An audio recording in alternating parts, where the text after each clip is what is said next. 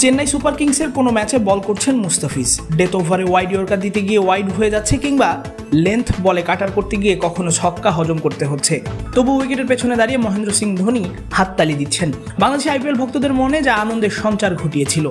শুরুর কয়েক ম্যাচে ফিজের দারুণ বোলিংয়ের পেছনে ধোনির ছোট্ট ছোট্ট পরামর্শ কিংবা ফিল্ড সেটআপই নাকি বদলে দিয়েছে তার বোলিং, এমন ধারণা ছিল সবার। ধোনির সঙ্গে খেলার স্বপ্ন কার না থাকে।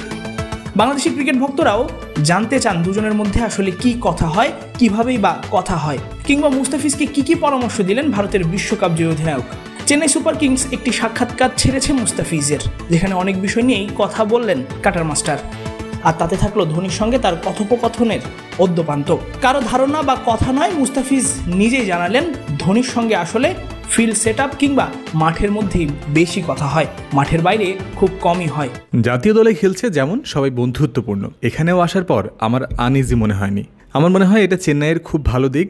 মাহি ভাই কিছু ফিল্ডিং সেটআপ, ব্রাভো ডেথ ওভারের দিকে কিছু ফিল্ডিং সেটআপের কথা বলেছিল। ছোট ছোট জিনিসগুলো খুব ভালো কাজে লেগেছে। মাহি ভাইয়ের সাথে বোলিং নিয়েই কথা হয়। আমার তো এমনিতে বাইরে কম কথা হয়, মাঠেই কথা হয় টুকটাক, যে কোনটা করলে কি হয়। মাহি ভাই এসে আমাকে বলে এটা করলে ভালো হতো।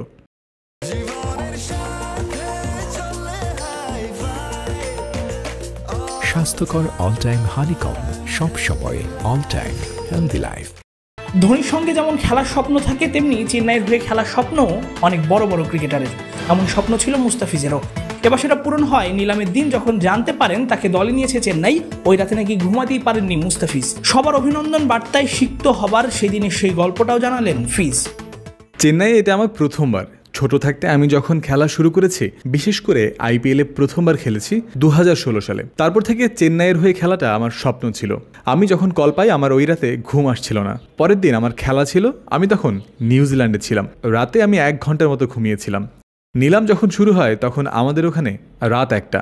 দেখি যে শুধু মেসেজ এসেই চলেছে। সবাই অভিনন্দন জানিয়ে বলেছে যে তুই চেন্নাই দলে সুযোগ পেয়েছিস। তাসফিক পলক, ক্রিক ফ্রেঞ্জি।